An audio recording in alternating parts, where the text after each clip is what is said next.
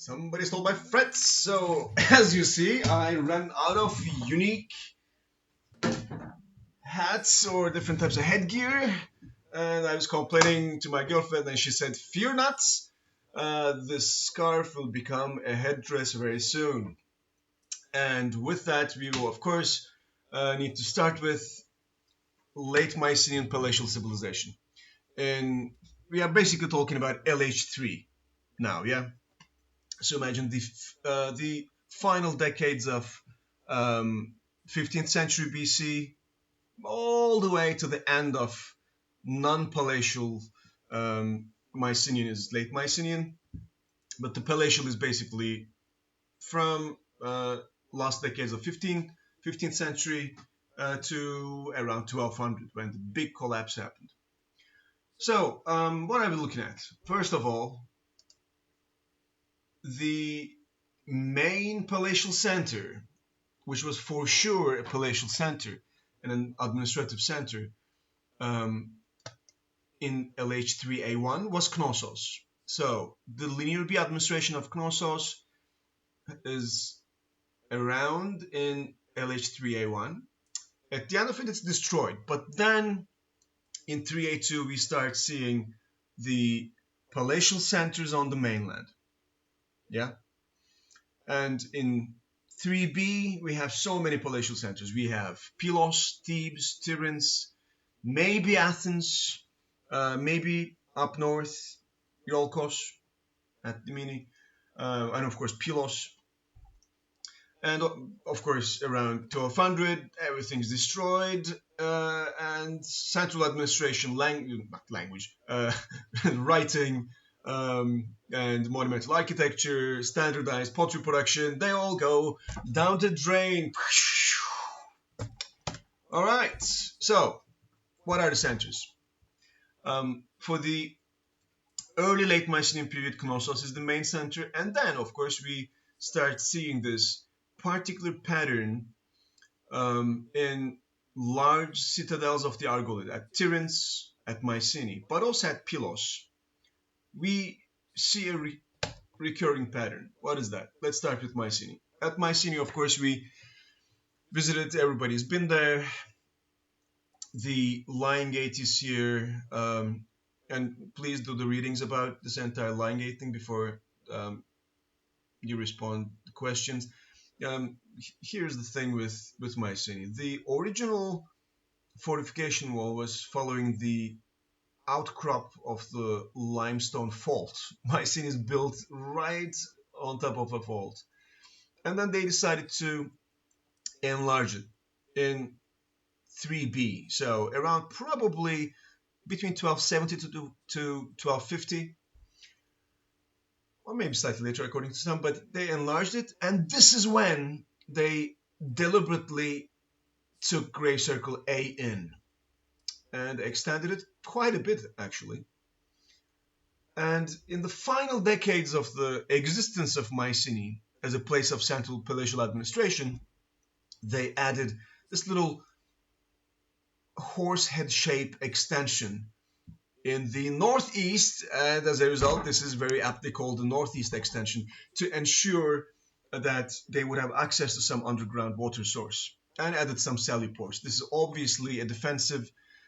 All fortifications are defensive measures, of course, but this is a particularly important one because it ensured access to water in times of siege. You would build such things, not in times, but against sieges. We talked about, with those of you who were with me at Mycenae, about the Lion Gate. Very briefly, Lion Gate is great. It is the only monumental stone sculpture from Bronze Age Aegean, from the area of Mycenaeans, but it was very common in Egypt, in the Near East, in especially Hittite Empire. Hittite Empire's capital, Hattushash, which is in today's central Anatolia, today's Turkey, central Anatolia, it had the size of maybe 50 Mycenaes.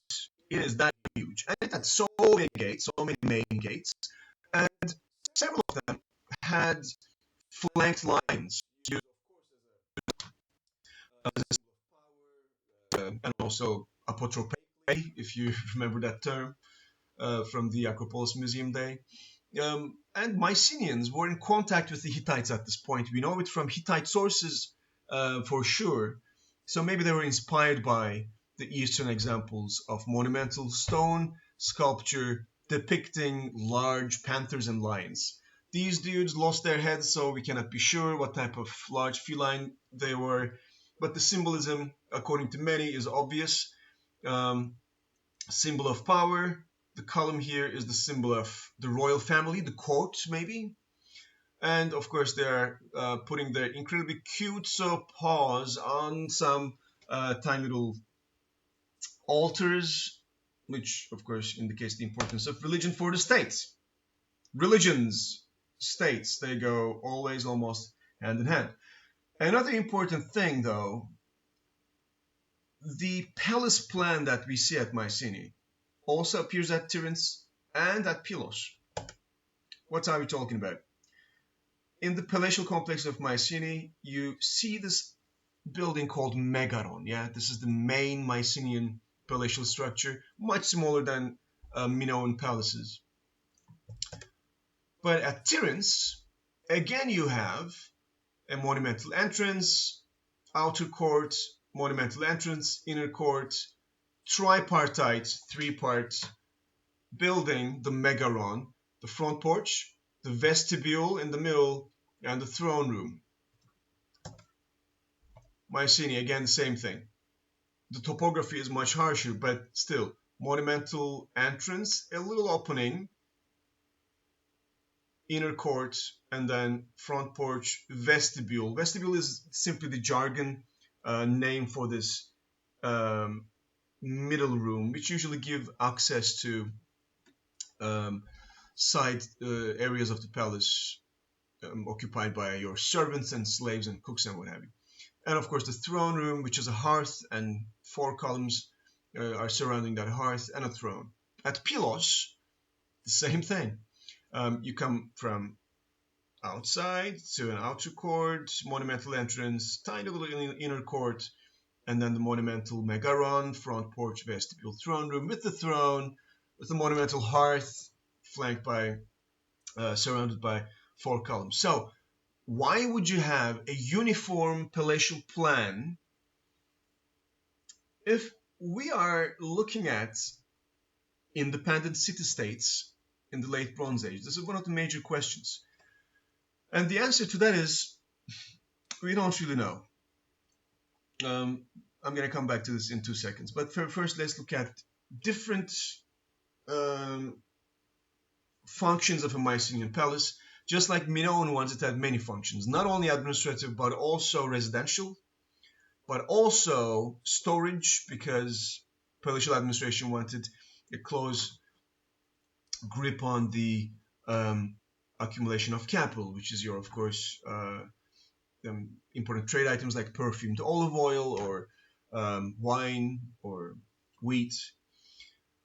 So administration, of course, which was happening here, and royal workshops. We talked about this for Minoans, in terms of Minoans as well. Why would you have royal workshops next to your palatial complexes?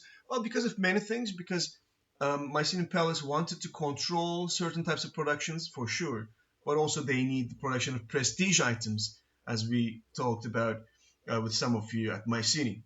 And in addition, and differently than the Minoan palace, Mycenaean palaces had archive rooms, it looks like. At least the one at Pylos produced the most important one. From this tiny archive room came more than 1,000 tablets, which enriched our information and knowledge about Mycenaean civilization, probably like 1,000-fold. All right. Pylos was excavated by this gentleman who had one hand. Karblegan is the name. This is the roof for the building of which I worked for 4 years. I was excavating little areas that the roof columns would be destroyed, so it was a rescue excavation there. And here is the problem. So many different areas, same architectural plan. Linear B shows that the bureaucratic terminology was entirely the same in different Mycenaean centers: Mycenae, Thebes, Pylos, Knossos. And it looks like the entire religious personnel and their ranks were also the same. And it looks like the entire administrative ranks were the same, um, in terms of nomenclature, in terms of their names. Yeah. And add to this the uniformity of linear B administration, the same taxation system, the same type of organizing land and what have you at different places. And add to this the uniformity of the architectural plan at different centers. Some people started asking the following question: why do we even think that Mycenaean centers were independent city-states to begin with? Because this level of administrative, bureaucratic, architectural uniformity perhaps alludes to a unified Mycenaean palace system, maybe a confederation, if not one single state. Though I must emphasize that this is not the common opinion. Um, we usually talk about Mycenaean city-states when we talk of Mycenaean kingdoms. Some scholars claim that it might be our bias coming from Homer, though, because Homer was our little tiny window to pre-classical Greece. And Homer talks about independent kings coming together to fight with Trojans, yeah? So Bronze Age archaeology started as Homeric archaeology, and we were looking at all those big centers like Pylos, Mycenae, where those Homeric kings lived, and we found them. And in Homer, they were independent city-states. We believe in Bronze Age they were too, but who knows? Edar, Jung, and other people like Kelder are asking. A recent question that you should keep in mind. So, these Mycenaean palaces, let's look at palace architecture a little bit. This is the throne room from Pylos, and the central hearth shows you that throne rooms had symbolic importances. Obviously, this giant hearth symbolizes the eternal qualities of the state rather than just being a giant hearth providing, I don't know, barbecue opportunities or heat or something. Of course not. This is the focal point of the Mycenaean state, whether or not we have many of them or one. And obviously, the hearth and the eternal existence of a state are very, very frequently encountered elements in many different cultures, including Romans and classical Greeks too. This rather imaginative drawing, but you can see that the throne room had a tripod table of offering, so ritual dedications were being done there, and the throne itself, and the throne itself had a tiny little. Oh, sorry, not in the slideshow. The throne at Pylos had a tiny little channel next to it, which went to this like little depression on the ground floor, on the ground, and it looks like the king was practicing some libation as he was sitting. Oh, welcome, dear friend Patrick. Look, look, look. All right, a little to the gods. So religious activities were also taking place in Mycenaean throne room, but of course they were residential too, and they had even bathtubs with a little step that Carl Blegen, the excavator of Pylos, joked about, saying that, oh, King Nestor, the famous old fart of the Homeric epic, the wise old guy who says, don't do this, don't do that, some sort of Morgan Freeman-like character, as we talked about, he was too old, so he needed that tiny step to be able to climb in the bathtub. And with that, we're going to end the Mycenaean palatial architecture and Mycenaean administration bits. I'll see you very soon. With unfortunately the same headgear, we totally ran out. All right. Bye-bye.